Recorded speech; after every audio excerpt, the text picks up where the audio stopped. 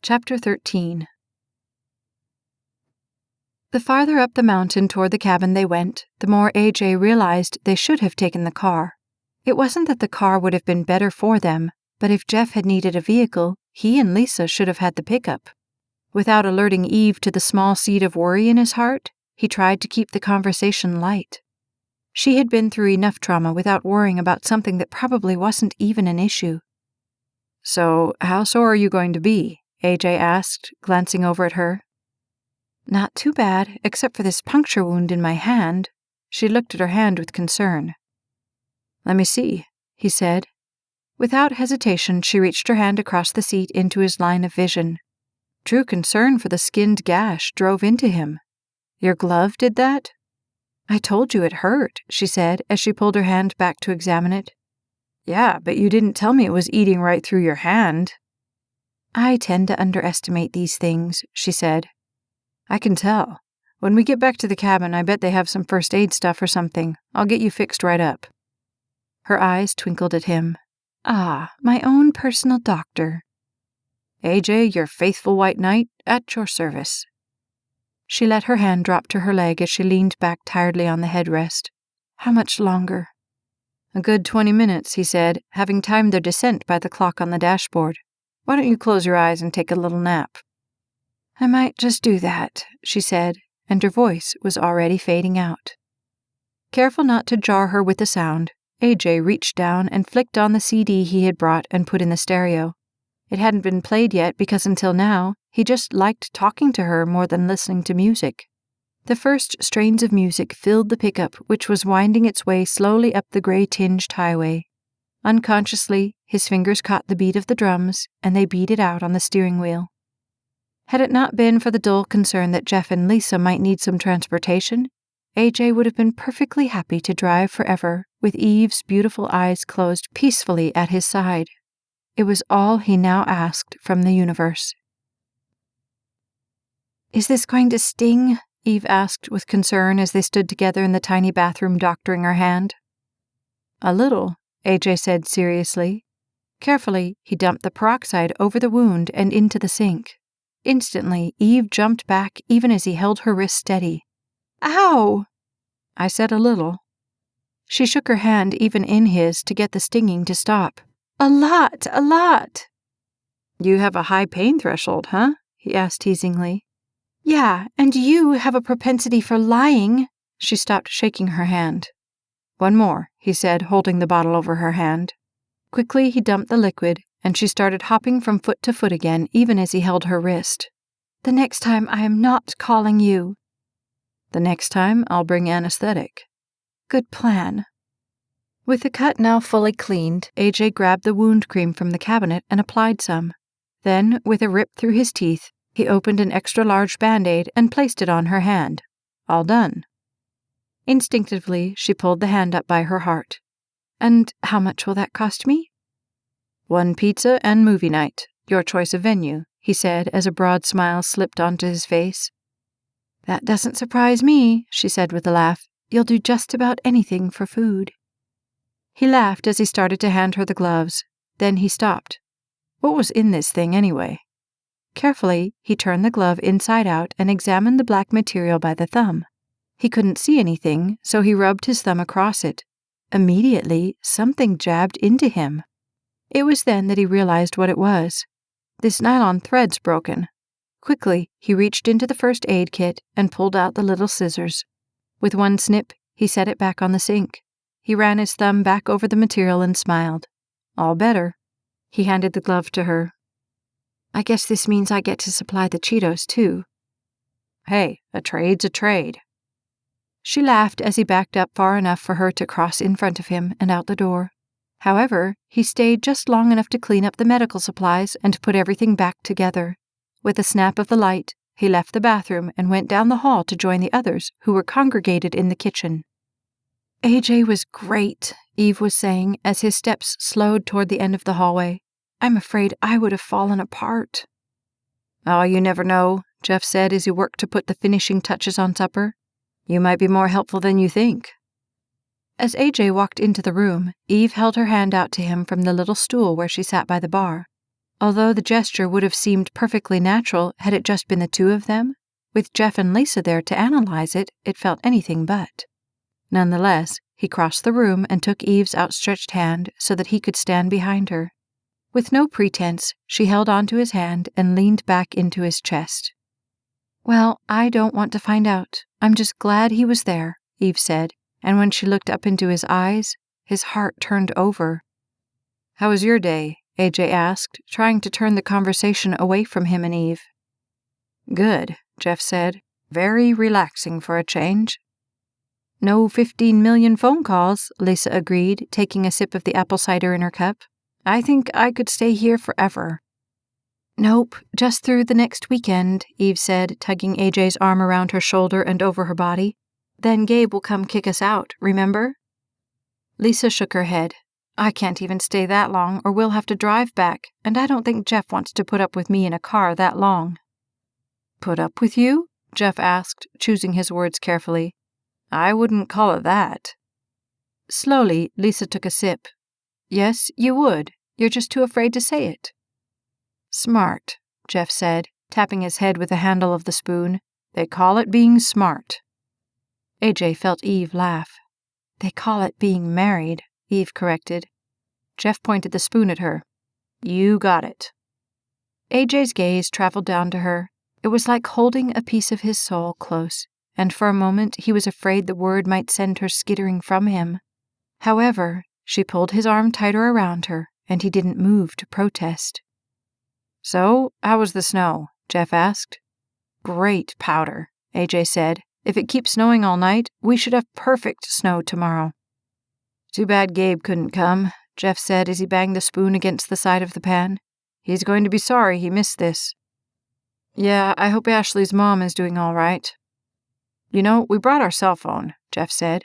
"We could always call them if there's a tower within shooting distance of here."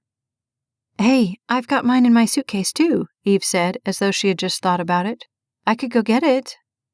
"After supper," Jeff said. "This is ready." "Cool. I'm starving," AJ said. "And we're all so surprised by that," Eve said with a laugh. He grinned down at her. "Hey, you're the one who only let me have 15 minutes to eat lunch." "Aw." Eve rubbed her hand up and down his arm, causing chill bumps to crawl their way up his spine. "Poor baby. Don't you feel sorry for him?" Lisa looked at Eve, and they laughed as Lisa said, "No." "Anybody want some popcorn?" AJ asked, holding the giant serving bowl over Jeff and Lisa, who sat together on the couch, fast-forwarding through the opening previews of the movie AJ and Eve had brought. "Sure," Jeff said as he reached up for the bowl, but AJ yanked it away. "Hey, I said some." "He offers, and then he yanks it away." Jeff shook his head. "Indian giver." "And who's surprised?" Lisa asked as AJ turned from the couch and met Eve returning fresh from her shower. Her hair was pulled up in a high ponytail, although straggled down her face were the pieces that hadn't made it into the ponytail. In a white tank top covered by a gray and blue patchwork button-down shirt that she hadn't bothered to button, and fitted gray jeans, she looked like she was planning to go out to some club rather than simply sit around and watch movies. "Surprised by what?" Eve asked, folding herself onto the ground next to one of the chairs, as AJ went into the kitchen and tried not to watch her figure as she moved. "AJ's being stingy with the food," Lisa said. "And you've been around him how long?" Eve asked, laughing so that even 15 feet away in the kitchen, AJ's heart tripped forward a step. "I didn't say you couldn't have any," AJ said, coming back over with 2 more bowls. "I just said you couldn't have mine." He dumped a good amount of popcorn into each of the 2 bowls and handed them over the couch. Then he took the big bowl and swung a leg over Eve so he could sit down in the chair that she was sitting in front of. Carefully, he set the bowl next to Eve and took a handful. She took his cue and grabbed some for herself. Playfully, she threw a piece in the air and leaned over to catch it, but it landed next to his foot. He leaned over her shoulder to get some more popcorn. "Nice shot," he whispered softly. Her gaze slipped back to his, and suddenly, his soul was spinning through the depths of her eyes. She didn't say anything. Her smile made words unnecessary as she threw another piece of popcorn in her mouth. "Sure, he won't share with us, but he'll share with her," Jeff said, as if he was annoyed, although there was too much happiness behind his tone to think that he really was. Eve's gaze snapped away from AJ's, although it left only in the physical realm. In his memory, it was still right there. "What, are you jealous?" Eve asked Jeff, just as Lisa landed an elbow in the soft part of his stomach. "I was just saying," Jeff started, but Lisa cut him off. "Just be quiet and eat your popcorn." Jeff's eyebrows arched upward. It was a joke. "The movie's starting," AJ said, willing Jeff to take the women's advice and shut up. He really should have gotten Eve her own bowl. Somehow that simple thought hadn't occurred to him. Once more, he reached down and took a handful of popcorn, but this time he was extra careful not to touch her or in any other way give the two people across the way reason to give them a hard time. "Oh, and before you say anything, AJ picked this one, so it's not my fault," Eve said, and when she reached down for more popcorn, her arm brushed across the loose material of his pants. Heat ripped through him. He couldn't be sure if she had done it on purpose or not, but it really didn't matter. That one brush brought his breath to a standstill. "Great, now you tell us," Lisa said dramatically. "Fair warning," Eve said with a shrug as she munched on the popcorn. AJ wanted to say something in his defense, but his brain could concentrate on nothing other than Eve's shoulders inches from his leg and likely to touch him again at any second. He shrunk back in the chair, hoping the others would drop it, and knowing there wasn't a single thing he could say that wouldn't get him in deeper than he already was. At that moment, Jeff caught AJ's gaze without the other two noticing, and Jeff's smirk said far too much. Whether that was the original plan or not, he was in this thing far deeper than he knew he should be. AJ knew it. Jeff obviously knew it. It was hope only that kept Lisa on the side of not knowing, and Eve was a question AJ couldn't even allow his brain to consider. It would have been nice to just ask her, but that option was fraught with more peril than it seemed. If she wasn't interested, he could ruin the friendship. If she was interested, but couldn't because of Dustin, that might throw AJ into a tailspin of doubt and uncertainty that he might never recover from. And then there was the possibility his heart seemed most concerned about. What if she was interested and ready? No part of him was sure he was. More than that, there were things she didn't know about him, things he couldn't tell her. The whole thing was a lose-lose-lose proposition. To his way of thinking, it was far better to just not look too closely at it, and maybe it would all quietly go away. His attention snapped back when the other three burst out laughing. Thankfully, he had seen this movie several times before, so he knew they were laughing at the movie, and not at him.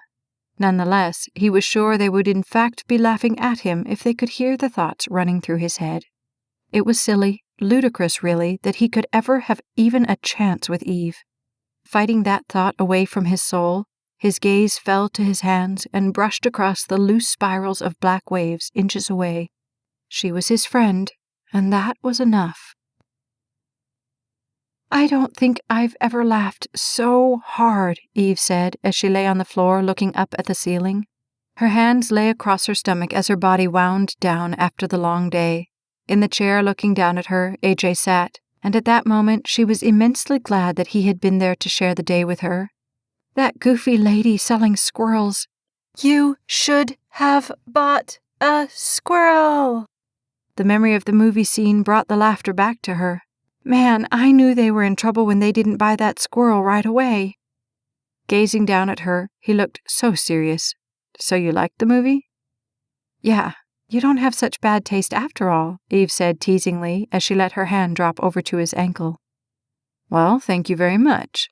He tilted his head, and slowly his gaze became even more serious. "I had fun today." "So did I," she said, exhaling so that everything in her relaxed into a peacefulness she hadn't felt in months. However, the intensity of his gaze dragged concern to her. "Sorry about before," he finally said softly as he glanced at the closed door Lisa and Jeff had disappeared into. Eve's heart fell with concern for the sad regret in his eyes. What before?